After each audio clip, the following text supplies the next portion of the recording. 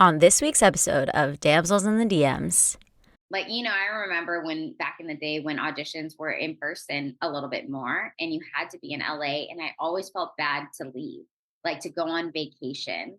And there was just some point that I was like, you need to live your life. That's how you're going to become a better actor and just a more full person, is by experiencing the world. And there's got to be some type of balance. You can't always be worried that you're not waiting for the opportunities, or like there for the opportunities. Things will come and it will be okay. This message is intended as a reminder that we are not licensed professionals, not psychiatrists or psychologists. If you have a serious problem, please seek professional help. The National Suicide Hotline is 1-800-273-8255. That's 1-800-273-8255. There's some damsels in the DM. Yes, queen. Tell us what's the vibe. There's some damsels in the DM. Please tell us what's the vibe. DMs, yeah, we see them, yeah, we read them. DMs, we don't need them, we just leave them. Please. Yeah. It's going down in the DMs. Bye. Welcome to another episode of Damsels in the DMs. I'm Lauren. And I'm Osh. And she's in Paris. I'm in Paris. Oh my God, I can't believe you actually made it there. I didn't think this was going to happen based on just everything that was going on leading up to this moment, but we are here in our new apartment and it is sunny outside and I'm loving it. Speaking of Paris, never forget, I do have one French line, Osh, and it's Avez-vous une réservation pour 4 personnes? Yes. Right? Perfect French. Anyway, today we are talking to Nikki SooHoo, who is one of the We Audition Ones to Watch, who I met at Cannes. And the problem was that I believe she was going to film a show in Kentucky the day that we were recording the longer interviews with all of the We Audition Ones to Watch. So she couldn't be a part of those like special bonus episodes that we did, which was such a bummer. But that was why we were like, Nikki, you're fabulous. We need to have you back. Please come talk to us. So we were finally able to pin her down and talk to her. And I learned so much from her and her journey. She's had really a wonderful career. And now she's about to take on another part of her life and take on a different hat, which I'm so excited for her for. I really enjoyed talking to her because she gave us all the deets of her life and her journey as an actress, starting at 16? Crazy. Crazy. And now she's, yeah, like you said, in a complete different phase of her life. And it was cool for her to connect those two pieces and still keep doing what she loves to do, which is act. I know. Well, and act while she's about to enter this new phase of her life. I just think that's such a good lesson in going with the flow. Agreed. And it was really nice that you two bonded over being type A personalities. I know. I'm like faux type A. Some things are type A, some things aren't. I'm an AB. Yeah. I actually feel like our personalities, Josh, we are very complementary. Yeah. In some ways you're type A and I'm not. You're more detail oriented, but I'm more scheduling oriented and planning on business things. Yeah. All right. Well, let's get into talking with Nikki. Let's do it. All right. So we are here with Nikki SooHoo, who I actually met at Cannes as part of the We Audition Ones to Watch, but we didn't get to do our full interview there. So I'm so excited that we have you on for a full episode, Nikki. Thank you. Thank you so much for making time to still meet with me. I was so sad that I had to leave early, but I'm glad I got to meet you. Yes. So tell us about your experience at Cannes, since we didn't get to ask you while we were there, and what it felt like being one of the We Audition Ones to Watch. I mean, it was honestly such a dream experience. I have never been to Cannes before, the city, let alone the event. And so to get to go with such an amazing group of people and then have the expertise behind them. They've been so many times, the founders of We Audition, that they curated our experience to just be one that was going to be so smooth and so easy. They told us where to go, who to meet, what to see, how to do it. It's hard to navigate a film festival, especially in another country, knowing where to go and how to get there. And and just having them help that whole process just made the experience that much more enjoyable because you just got to be present. You didn't have to worry about logistics, really. They took care of all of that, and you just got to experience it. I we tried so hard to get into screenings, and I don't know if it was this year in particular or what, but they said it's never been like that where I mean, we were on the website, the minute turned and we'd click like get tickets and they'd be sold out. And you're like, Yeah. what else can I do? I don't know how. So even though we didn't really see any films that were playing through the festival, we did get to see some offshoot films that people in the area were presenting their documentaries, and we got to go to some really cool events, meet some really cool people that way as well. But at the end of the day, it was mainly about getting to meet the people and the creators of their projects, because a lot of these projects you'll be able to see after Yeah, the fact. definitely. But yeah, it was an awesome experience, nonstop. I was like, do these people eat or sleep? Because everyone seems to be doing something at every hour of every part of the day. Yeah. No, I was joking with Osh that trying to get into the screenings was literally like trying to get a weekend one Coachella ticket. Like Right? it was so crazy. I saw one movie and it was in Catalan with French subtitles. So I didn't even Wow. understand anything. Yeah. Well, we did get tickets to like a short film, and we were so excited. And we had booked an Uber to take us there. And somehow this Uber just took us on a wild ride. And what was supposed to be a 20-minute ride turned into an hour ride. And we missed the screening because it was a short. So we got to the theater that was quite far from the main area. We're like, well, what do we do now? But it was still, and it was part of the France experience, I guess. I wonder why it took you an hour and not 20 minutes. Did the Yeah. driver say He something? was saying that the roads were closed and that he couldn't go that way. We didn't necessarily see that the roads were closed. So it could have been, one of those like, I'm going to get these tourists. They don't know where they're going, and I'm going to be able to get a higher rate because I'm Oh, going to for sure. way. But luckily there was like 5 of us, so there's a good amount. Like I was like, I think we could take him, Oh, yeah. So, Nikki, for our listeners, can you just tell us where you're from, a little bit about you, what you do, where you're located, and yeah, just a bit about your journey into being an actor? Sure. So I'm originally from Orange County, California. I went to an arts high school growing up, and I was actually a dancer first. I didn't know that I wanted to be an actor, but kind of fell into it as, like one of those things where somebody was like, oh, you should try this. And I was like, okay, I'll try it. And my parents were just always very open to me trying whatever I wanted to try: basketball, soccer, dance, golf, whatever. And they were like, sure, if you want to try it, you try it.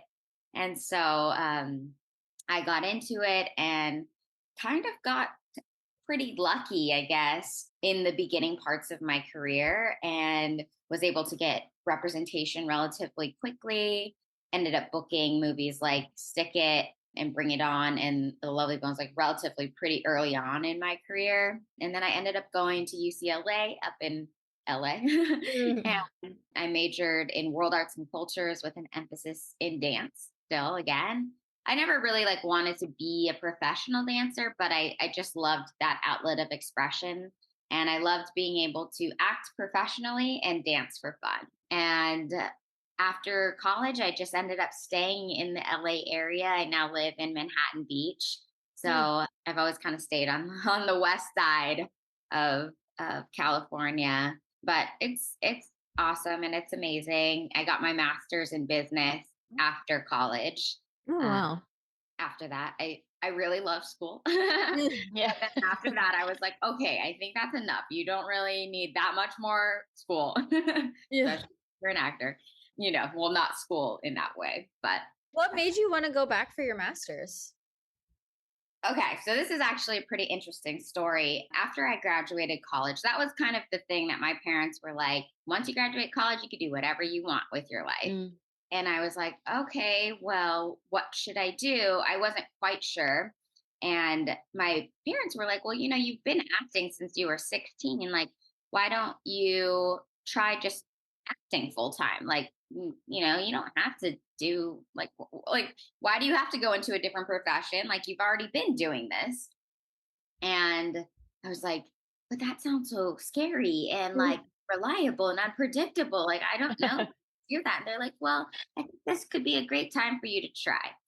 And that then was the first time I ever did acting 100% full. Like, that's where all my energy and effort and focus went, without having school on the side, because I went to a regular high school, like a regular arts high school, and then acted. I went to a regular college and then acted. And so now it was like just acting. And I did it for 1 year and literally tried to go about it the same way that I went about school, which was like, okay, I'm going to put myself in all the things I think I should. I'm going to take a commercial class. I'm going to take a voice class. I'm going to take a dance class. I'm going to take a movement class. I'm going to take a combat class. I'm going to, like, I just did all the things to just be as prepared as possible and work up those skills. But I think in general, I also put so much pressure on myself to be successful in the way that I thought it meant to be successful, Mhm. because that's all I had at that point. Like, when I was acting and doing school, there was always something that made me feel like I was moving forward in life, because you get good grades, you move to the next grade. You move to the next grade, you finally graduate. Then you graduate, you go to college, and you do the same steps over and over again, but you always feel like you're moving forward in life. But in acting, I found that it was different. Like, I could put in 110% effort towards what I thought I needed to do and be. And it doesn't necessarily mean that you're going to get the job. And I Mm. was correlating getting the high paying jobs to my success as an actor. And it was actually quite depressing, because I was like, how am I trying my hardest at this one thing and failing? I've never failed in my life, really. I kept moving up, or I kept like graduating and doing stuff. And it was very dysregulating for me. And so I was like, you know what?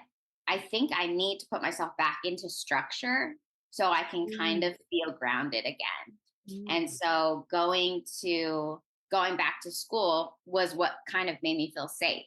I was like, I can continue to act. I did a part-time program, so I only went to school at night so I could act during the day. And then I could still feel like I was progressing forward, because of course I'd end up graduating. Then I'd have a master's in business.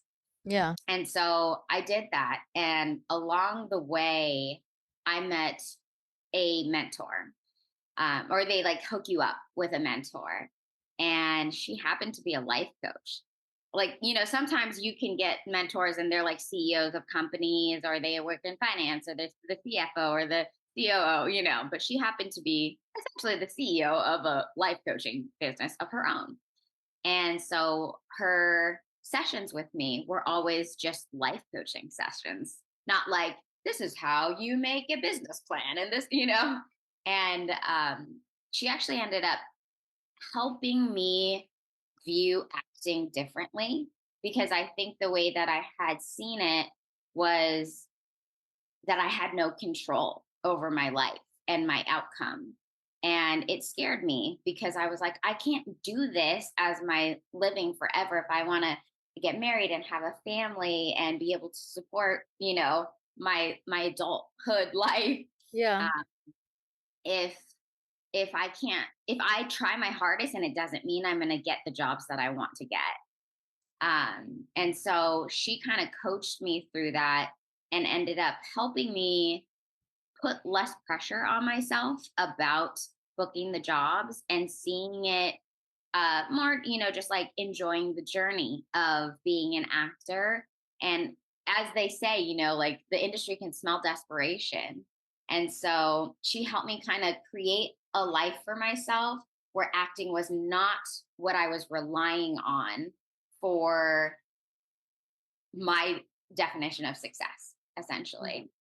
And then once I kind of embraced being an actor, and I was like, wait a second, you're right. Because she was like, why do you want to find some other job when you seemingly have a pretty good life?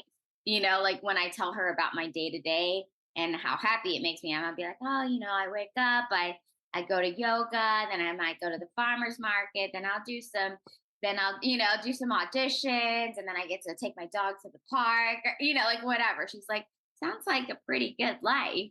And you've been able to support yourself, and you've been able to live the life that is very free that a lot of people want to have. You just think that you're doing it wrong, And I was like, wait, you're right. Maybe this is okay. And I happened to like also be surrounding myself with a lot of people at the time who were in entertainment. Because I think, graduating from UCLA, almost everybody goes into a job, like they get a job and then they do that job and they make a lot of money doing that job. But I found that when I then surrounded myself with more entertainment people, or people that were essentially doing contractor like jobs, like what I was essentially doing, they found ways to not be so dependent on one source of income. And they learned to, have those multiple streams and to do this and to be open to doing that and not needing to just be this or just be that. They're like, no, you just be all the things that you like to be. And then that's a good life. And I was like, oh, wait, I can do that? I didn't know that that was a thing, like I thought I had to pick a thing because I was like, do I go into marketing or do I be an actor? But it's like, no, you can be an actor and you could do other things too. Yeah. Yeah, and And it sort of sounds like for you that you saw success when you weren't weighing acting as heavily in your life when you were young.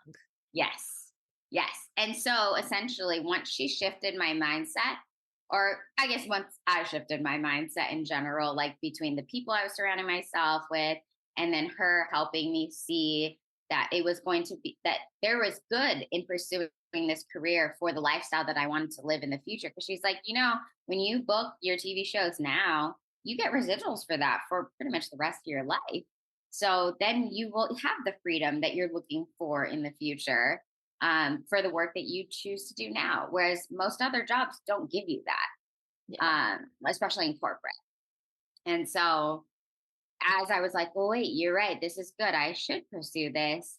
Um, yeah, I don't know. Like it clicked. And then once I just realized that I can do it, and it made me feel good about being an actor, and I wasn't desperate for it. It was like, no, this is a gift. Like this is a blessing to be able to do what I love to do. And there is no pressure. I'm going to be okay. There's so many things I can do in this industry that I love to do. There's abundance of stuff, that I'll be good. And So, then it has been that way. so after you had these sessions with her, with your mentor, what did you do? What did you end up doing? Because did you end up full time pursuing acting, or did you pursue other things as well as acting? I actually pursued a couple other things that kind of could tie back in to acting. So I started focusing on different parts of my career in essence. So it's like I got a little bit more into voiceover acting. And then I also signed with a fitness model agency where I was doing like I got to do one of those beach body series, where you work out with like, the instructor. And Yeah. it was called 645. And it was cool. I was like, this is 3 months of work where I'm getting paid to work out. Like I'm like, this is freaking amazing. Um, but all those people are also within entertainment. And so it was like kind of keeping me in the world. I started a philanthropic project called Pass the Tag. And it was basically like a bracelet company, meant to create a ripple effect of kindness, because I used to wear a whole bunch of bracelets all the time and people would always ask me about them. And then I would just give one to them from my wrist. And they always just thought that was like so special and so kind. And I was like, wow, that's such a small, easy act of kindness that probably like made their day just slightly happier. And if you can do that, I feel like they might do something nice for somebody else, even if it meant opening the door for somebody because they had a happy experience, they will pass on a happy experience. So I created this whole philanthropic project just to kind of create this momentum of kindness. And that was a project that then, took my energy in a different way. But I give out those tag bracelets at the end of every show that I do, or any project that I'm on with a lot of people for a long time. Those end up becoming like my wrap gifts for them. Mhm. And so it all kind of, ties back in. But I think having a whole bunch of different passions that can inspire me and keep me excited about working. I just do also like to feel like I am working, like Yeah. in whatever regard it may be. I'm a huge fan of people, especially who are entering the entertainment industry, of finding side hustles that they like that don't take up too much time, but allow them still the freedom to make their own schedule and go on those auditions and go to classes. Because I know a lot of people move, especially to LA, and they're like, well, I need money. Like, I can't not do something. And I'm like, there's so many side gigs that you can do that you can still focus mainly on your career and then just do these little side things so that you can survive or you can feel like you're, bringing in income, because that abundance, I feel like, helps create more abundance. As you make money, more money comes. I You feel like have we're your very similar, Nikki, because I'm also in grad school right now. And I feel like we both kind of approach the industry with a type A mindset, which I think is like, people always say to me, like, it's a creative career. Like, how do you treat it so much like a business? But I agree with you that it kind of gives me sanity thinking about it like a business. And I've had funny experiences on set when people have approached me about thinking it like a business because, some actors like bump up against that because they're so like in the building and the world of the character. But I do think there's a way to merge the two. I'm curious for you, with booking such major projects like Lovely Bones and Bring It On and Stick It. I know so many actors right now are listening to this podcast being like, how did she do that? Right. So I want to hear a little bit. And I know this is kind of like a tough question. Like, one, what the audition processes were like for those, what it felt like booking those, and how for you merge the creative side with considering it like a business. Okay. Let me start with the first part of the question. So, in terms of how the auditions went with those big name projects, they were pretty normal for the most part. In terms of, you get an audition from your agent, you do the pre-read, you get callbacks, you meet the producers, and then because those were all movies, they did do, and they were like for good supporting roles, at least, in the films. They did have us do chemistry reads with other people. I didn't actually have to do a chemistry read for Bring It On, but I did do one for Stick It and for The Lovely Bones. It was actually really, really interesting. I'm actually still friends with some of my friends, with some of the people that I chemistry read with back in the day with Stick It. But we also had to do physical auditions for Stick It and for Bring It On, because that was gymnastics and it was cheerleading. So they had us do like a whole routine and then like go on the apparatuses and show them like different skills that we could do.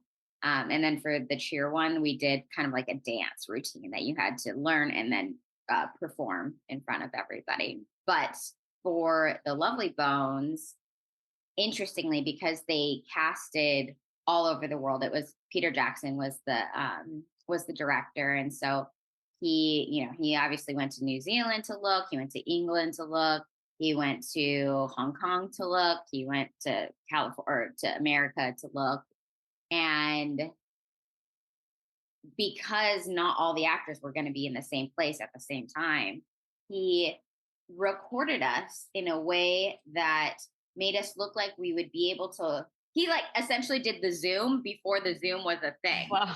Had us speaking, like looking off to the side so that it looked like we were looking at each other when he split screened us and put us next to each other. Oh, So wow. you could see a chemistry, what it could potentially look like. But yeah, those were kind of the audition processes. It was some of them, quicker than others. Like obviously the Bring It On one, like I just did I think I did the callback, and then from there I basically booked the job, and then just showed up on set and was like, okay, so hi everybody, and they all know everyone else. But Stick It, I feel like took quite a while as well, of like trying out different people, reading with different people. With the Lovely Bones, it was also just at the callback because he did all the editing and did all the matchmaking. So I didn't really have to do that much besides go to the audition. But yeah, it was, sometimes I just feel like you're just right for it or you're not, and one story that I tell a lot of newcomers or like I coach on the side, like I coach people who want to get into the entertainment industry. And I tell them this story, especially because I do remember when I was putting so much pressure on myself, especially with the self tapes and everything like that, because I think it helps put into perspective what it could potentially be like on the other side of the casting room. I was doing a show, and I was sitting next to the showrunner at lunch, and he was looking at his iPad because he was sent the callbacks for basically the producer session for people that were going to guest star on our show in the following episodes. And he had like pulled up this video, and he watched it for like 3 seconds and then swiped on it. And the guy didn't even start talking. And mind you, these are callbacks. These are the casting director thought it was good enough for them to pass it through to the showrunner. And the showrunner didn't even wait for the guy to say a word. And I was like, why didn't you what? Like I was like, what? You didn't watch it? And he was like, yeah, it just wasn't the vibe. And I was like, do you know how many hours I spend on my self tapes? Or I used to spend on my self tapes trying to get every single word perfectly and making sure that it was exactly the way that it was. And then I realized sometimes it's just a vibe. And that's what it was. Like it just wasn't how he envisioned this role to be. And it didn't even matter because obviously that guy was a good actor. He made it to callbacks. The casting director thought he was a good actor that he was put in front of the showrunner. And the showrunner, it's not that he wasn't a good actor. It was that he wasn't the vibe. And so I think knowing that and recognizing that sometimes that's how things get cast, takes off a lot of pressure. It's like, hey, just go, have fun, do the best version of you in that character.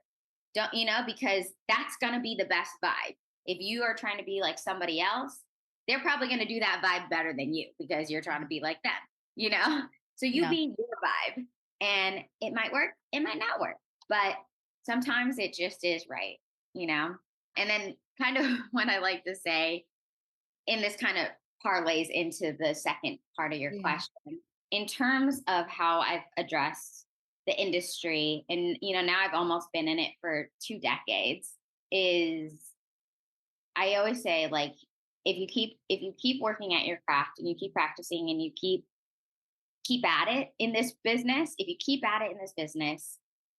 you are either going to get good enough or you are going to make the network that will help you get there. And I have noticed, that in time, a lot of my jobs have come through referral or have come through somebody that I met, or like going to one of my friends' premieres and then them meeting, or like even like the commercials I book. Sometimes I'm like, how did I book this commercial? And they're like, I loved you in Stick It. I'm like, so it didn't even matter that I wasn't got that good for this role, It was just that you wanted to work with me because you saw me in something you liked when you were a teenager, or, whatever it could be. But I think that if you're either going to get the job because you are right for the job and you are prepared for those opportunities, or you potentially have met people that have said good things about you in the past. That's another thing, right? Is making sure that you're somebody that people like to work with, because at the end of the day, we're working quite a bit of hours together, from a day shoot that could be 12 to 16 hours, to month-long projects. And so much of that is like, who do you want to be with? Especially as so many things are moving to streaming, and so many independent companies, production companies, are able to create their projects. They get to pick, you know, who they want. It's not necessarily, there's just so much, there is more work, I do think. And so being somebody that they happen to know or happen to think of is definitely a benefit that can get you a lot of jobs in this industry. And then to address the question slightly a bit more, thinking of it as a business versus art. I mean, for me, yeah, my brain is very A-type. I do like things to be very organized. I like to know how it's going to function. I like to know the logistics of a lot of things. But once you set it, then it's good and you feel safe, so you can be free. And that's the whole point of being an A-type person, is you put plans in place so that you can feel good about when you get there, and then you can just enjoy it. I do feel like it's kind of a lifestyle more so than a job. It's something that I think if you choose to do it, to be successful at it, it has to be something that you kind of always want to be doing. If you look at it as like, oh God, I got these 3 auditions I have to do. I'm like, you're lucky you have those 3 auditions. You get to play. Yeah. You get to be a nurse, then you get to be a soccer player, then you In get to this be economy. right. And it's fun. That I think Yeah.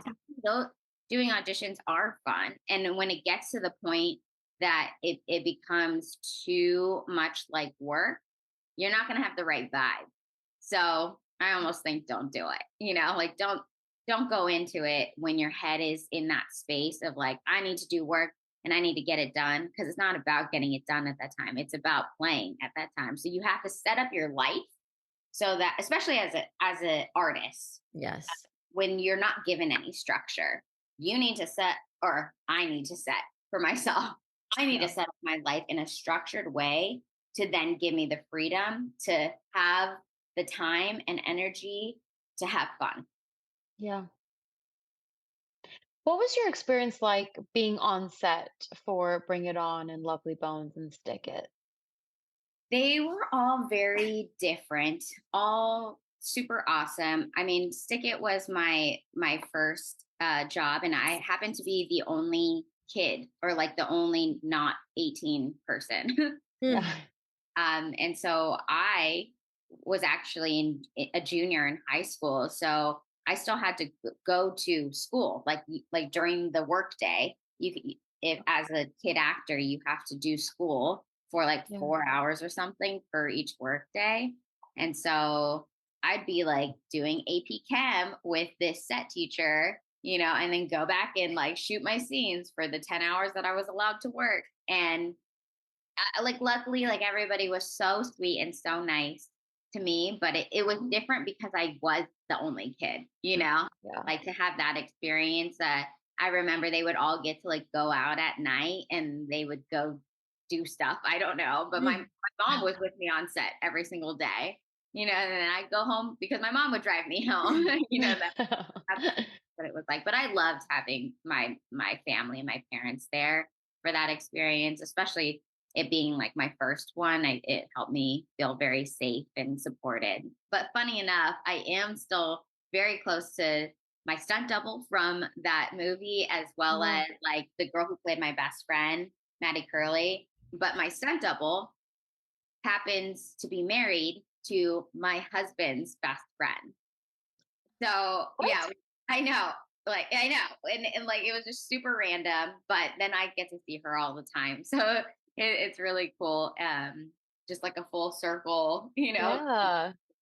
Wait, did you make that introduction or was that a very random coincidence? No, I met my husband on Hinge, and he was telling me that he goes to this gym in the South Bay, and I was like, oh, like a CrossFit gym. And I was like, oh, I have friends they own a CrossFit gym in the South Bay, and then we are like, wait, is that?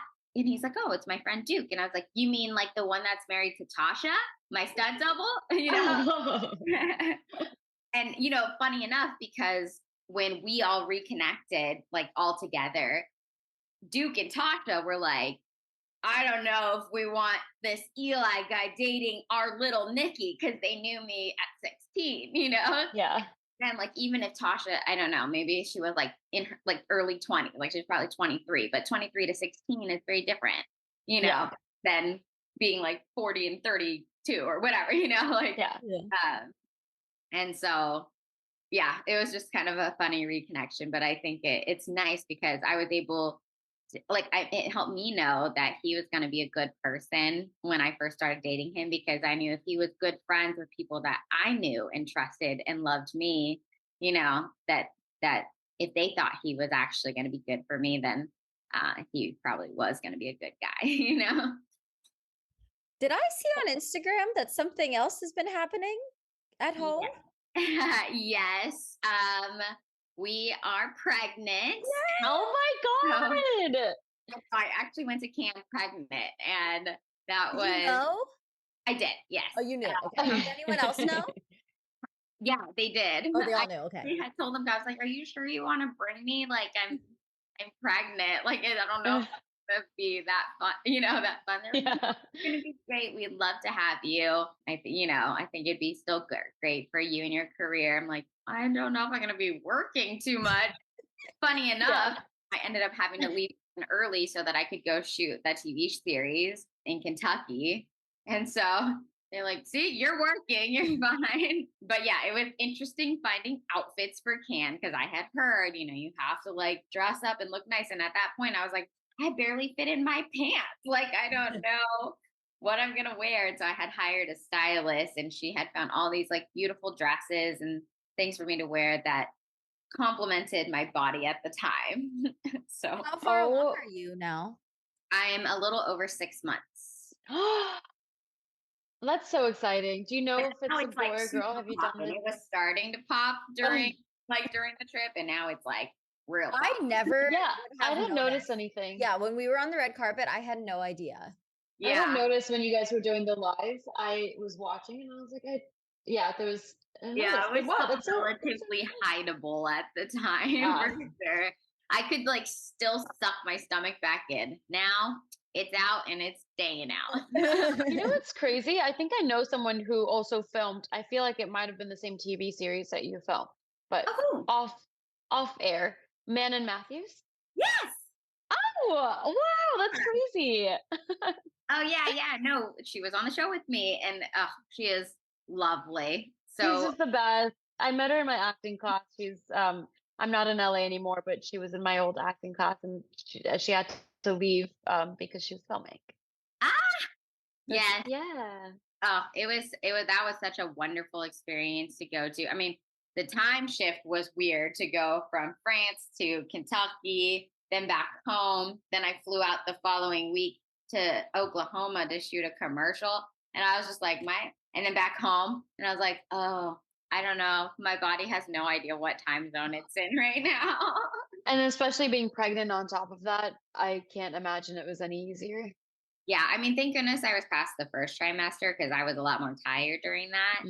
But this was the most exciting second trimester you could potentially have, just like. Were you pregnant on the shows or the commercial, or were you hiding them? Like hiding them? Okay, hiding them. Yeah.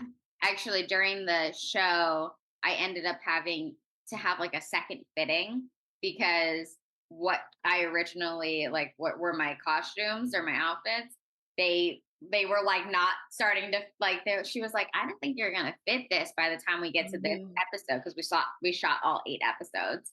And I was like, yeah. So And when you did the casting for this show, was it before the strike or during the strikes? it was before. Yeah. Okay. Well, actually, for this TV show I didn't have to audition. They just direct booked me.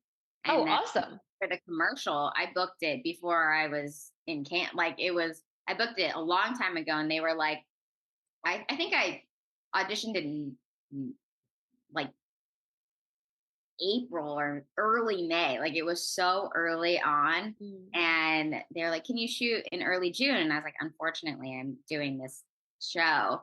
And then I was like, yep, I lost a job because, that's just how it works. And they were like, well, we actually can also shoot these dates, which were right after the show. And I was like, all right, let's do it.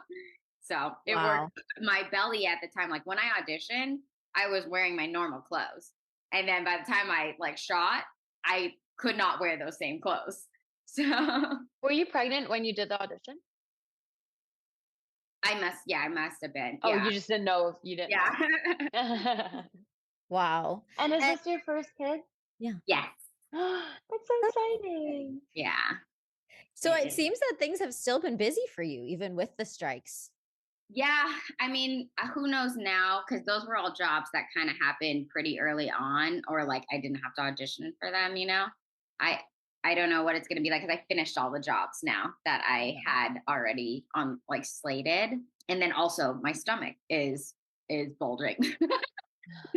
So that's just the whole own thing, regardless of the strike or not. I'm like, well, I had to tell all my agents, like, I don't think I can audition for regular roles anymore. Like, it's hard because pregnant roles like you to be very pregnant, and I'm not Mm. very pregnant.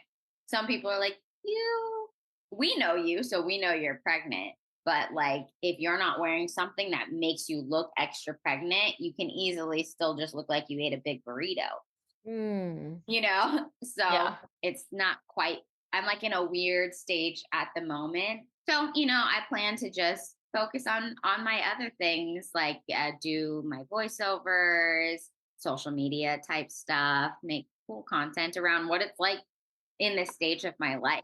Yeah, I think it'll be fun. I'm not worried. I think It's it'll sort be of fun. a great time to have a baby, actually, like when the industry Yeah. is kind of on this like break period.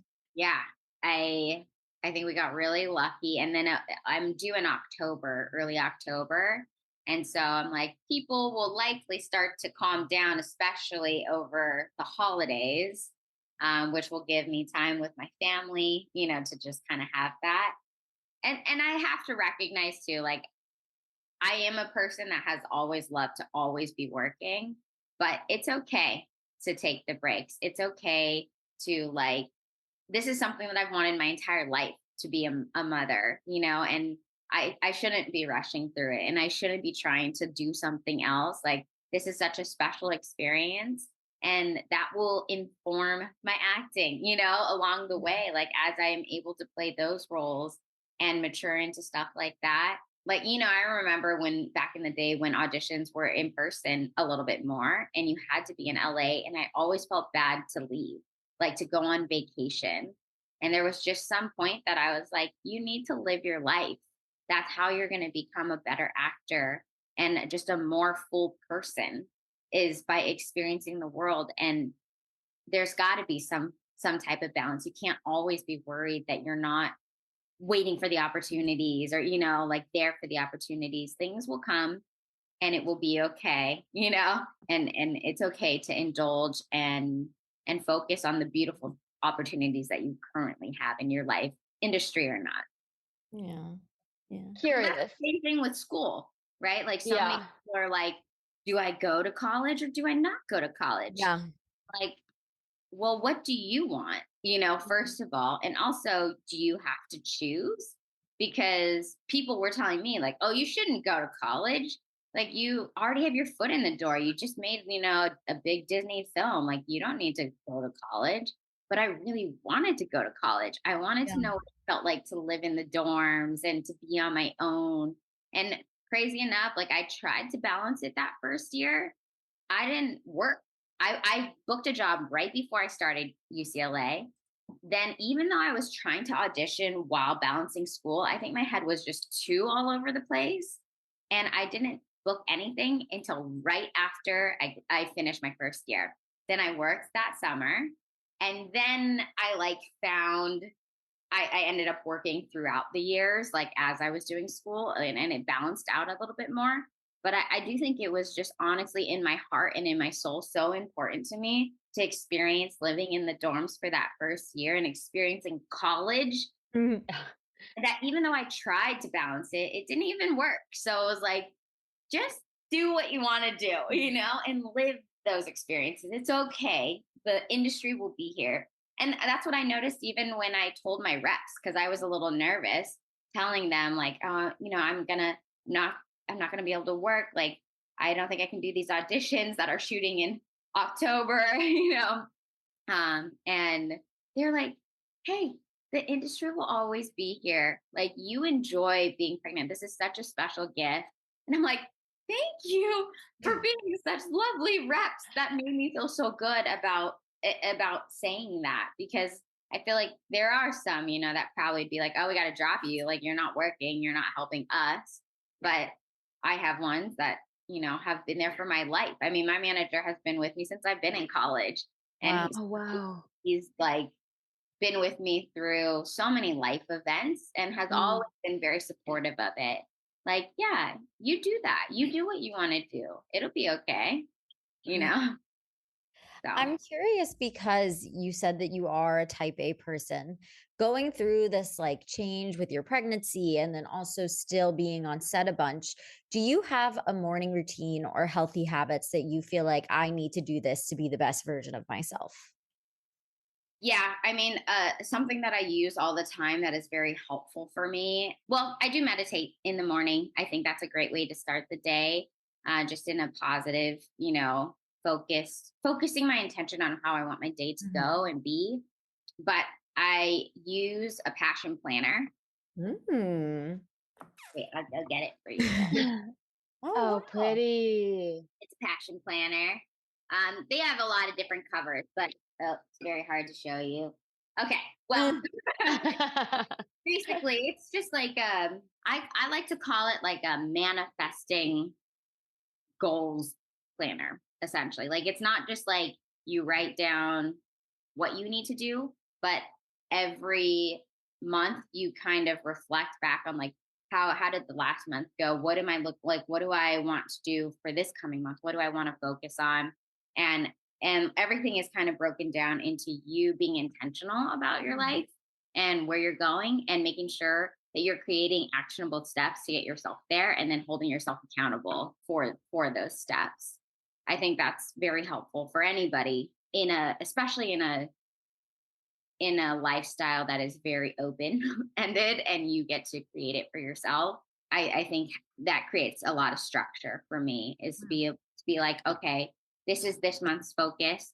Here's all the steps that I think it'll take to make this thing happen. And here's all the due dates for me doing these steps. Like by this time, I'm going to have this step one done. And by this time, I'm going to have step two done. And then you look back and you see like, did I do it? How did I do? Why didn't I do it?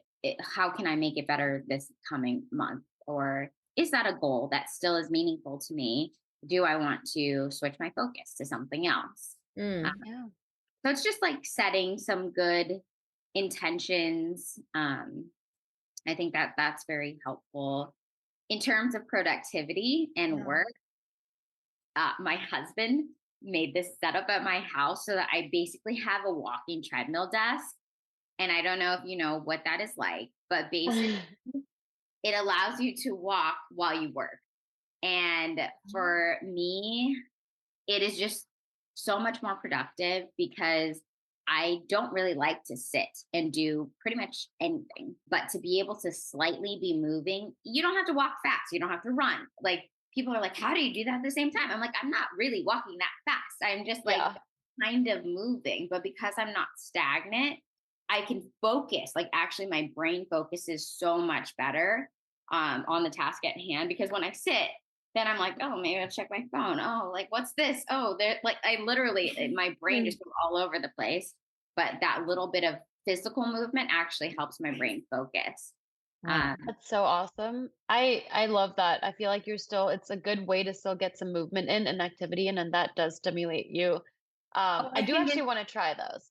yeah, I've convinced so many friends to create treadmill desk setups, and they'll be Yeah. like, yeah, if I don't get 20,000 steps in the day, I don't feel like it was a day, and like they're walking a good 5 miles just by working. And it I just makes love you feel that. so much better. It raises your natural energy level in Yeah. general because, yeah, you're just, you're keeping Yeah. up with. Lauren, I think this is a perfect opportunity and moment to get into the DM of the week question. Yes, I completely agree. So, Nikki, our DM of the week asks, do you ever experience imposter syndrome and how do you overcome it? Yes. I mean, sometimes I can feel that way even within my own group of friends because I just think they're so phenomenal. And I'm like, Yeah. why are they my friend? Like, Oh. or just like I like look at them and they've created like multi-million dollar companies, or they have like made their own films and won at like Sundance, or just like they've done such amazing things. I'm like, do like have I done things like that? And then usually how I overcome those types of feelings is recognizing, or like I'll be asked to like speak on panels, or to attend events as like the celebrity guest or whatever, and I'll be like, well, I don't feel like I've done that many like really popular projects lately. Like, why, like, why are they Yeah. asking me? But then I always try to remind myself that like what you attract to you is meant for you. Like, you deserve that. You deserve to be there. Those people have chosen to be around you because there's something about you that that is attractive to them. And so you must be bringing some sort of value to the group or to the situation. And maybe it just takes a little bit, like maybe you haven't done the same things that they've done, but your value is coming in a different way, and you're providing something that they're not providing. That's why you're there, whether it be like in your friend group, like me being the one that connects everybody to that connected everyone together, that brought a whole bunch of really special and amazing and successful people that have achieved a lot, bringing them all together and saying, hey, I've curated essentially a group of really great people that you can learn from, and I maybe, like maybe, I don't know, whatever it could be, or even your own perspective, like coming from a Chinese American background, or, like that is something that people have not experienced themselves. So you're Yeah. bringing that, or whatever. Yeah. There always is something. And then just to try to remember that you likely deserve it, and if you believe that you deserve it, then everyone can believe because you were already there. If you Yeah. got the opportunity, you were meant to be there. It's just like auditions, right? Some people are like, why did I get this audition? It's not like me at all. Like, it's not in my wheelhouse. And I'm like, because that casting director believed that you could pull it off. Yeah. So, or they just wanted to see you. Either Yeah. way, they Yeah. either wanted to give you an opportunity to be in front of that person, that showrunner, or they actually thought that you could pull off this job. Either way, do your best job. Take the opportunity, make the most of it, because you don't know what's going to come. Like, there have been so many stories I've heard in the years of people that have gotten jobs in such random ways that I'm like, yeah, you didn't know that that was going to be the case. Like, for example, one of my good friends, he was on a TV show, and no, he has like on 2 TV shows. Those got canceled. There was another pilot that was coming out, and he was like, I'm perfect for this role. His agents couldn't get him in the room. They would not audition him. Casting was like, no, don't see it. Don't see it. I don't think it's him. He still was doing commercial auditions and auditioned for a director for a commercial, and the director goes, "Hey, I think you would be good for this show that I'm doing. Can you audition for it?" It was the show he was trying to get in on. Wow. He was meant to be in that room, eventually. And it came in very random ways. And he could have thought, no, like if that director was like, "Oh, I want you to audition," he was like, "No, they told me I shouldn't be here," Right. but he was still given that opportunity. And so I'm glad that he took it, because he was meant to be there. He booked the role. And it's just like, if you end up getting there, like if the opportunity comes to you, it was meant for you. For sure. I think everything happens for a reason. And in this industry, we just have to have a lot of patience and trust that, like everything is happening the way it is. And there's nothing that we can really manipulate except for our talent that will, contribute to how everything else goes. Yeah. But Nikki, thank you so much for coming on. It's been such a pleasure talking to you and listening to your story. I have to go watch Bring It On again. I was obsessed with that movie when I was a kid, but now I have to go watch it now that I know who you Bring are. It On, Fight to the Finish. So ours is the one that has like a little bit of Latin flair to it. With Love that. Okay, perfect. And can you please let the listeners know where to find you? Any like social media, website, all of that. Yeah, so pretty much all my handles are at Nikki SooHoo, NIKKISOOHOO. That's also my website, nikkisoohoo.com. And yeah, you can DM me. Like, I'm pretty responsive on stuff like that. My email is just info.nikkisoohoo@gmail.com. It's also on my Instagram, like my email.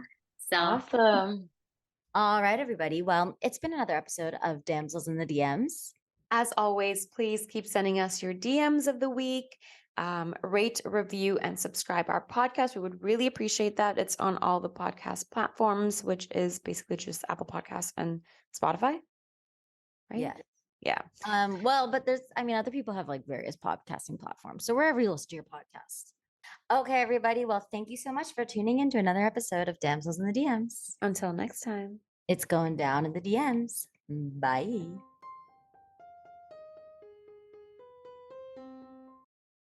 DMs, yeah, we see them, yeah, we read them. DMs, we don't need them, we just leave them. Please. Yeah. It's going down in the DMs. Bye.